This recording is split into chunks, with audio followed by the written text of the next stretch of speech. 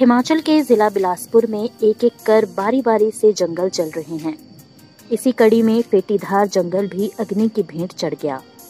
निरंतर 3 दिनों से धूं-धूं कर फेटीधार जंगल जल रहा है। इस जंगल में पाए जाने वाले राष्ट्रीय पक्षी मोर की प्रजाति, सांभर, नीलगाय, जंगली मुर्गी, सुअर आदि विभिन्न प्रकार के असंख्य जीव जंतु भी अग्नि की भेंट चढ़ गए।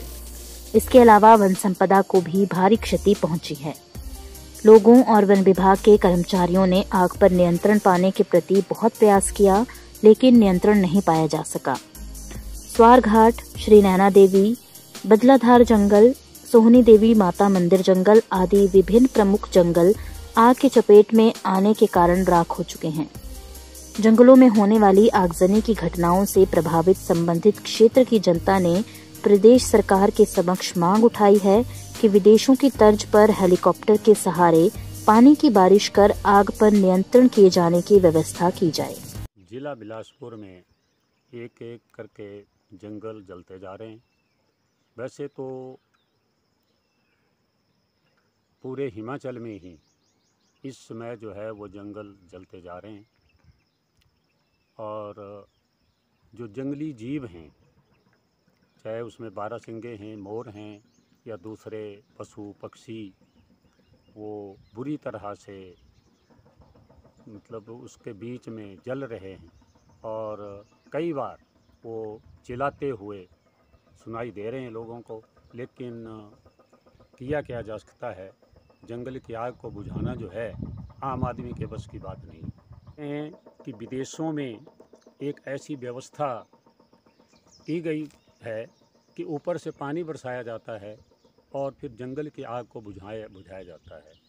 तो अगर हमारी सरकार भी इस प्रकार से कोई कदम उठाए कि पानी जो है वो जंगलों पर उस वक्त बरसाया जाए, तो एक मैं समझता हूँ ये हो सकता है।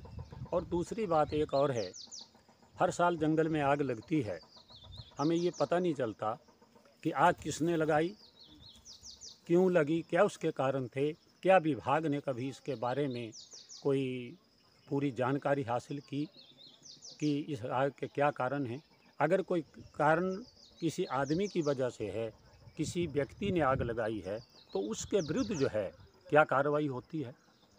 अगर सरकार और प्रशासन इसके बारे में सख्त हो जाए तो मैं समझता हूँ कि इस वन संपदा को और बेजुबान जो हमारे पशु पक्षी बुरी तरह से जंगल में झुलस रहे हैं और पीड़ा से चिल्ला रहे हैं, तो इनको बचाया जा सकता है।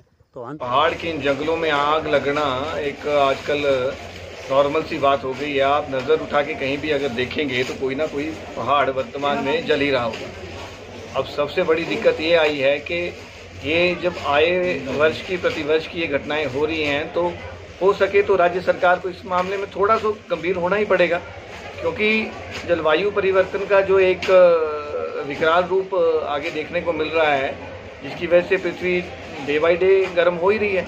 ऊपर से वर्तमान में हम जिस प्रकार से वनों के दुश्मन हो गए हैं, उससे ना केवल तापमान में वृद्धि होगी बल्कि आने वाली हमारी नस्लों के लिए भी खतरनाक है।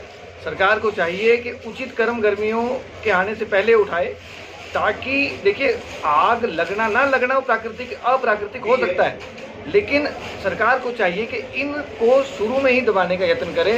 जैसे वीडियो से जुड़े रहने के लिए धन्यवाद। हमारे चैनल को सब्सक्राइब कीजिए अभी।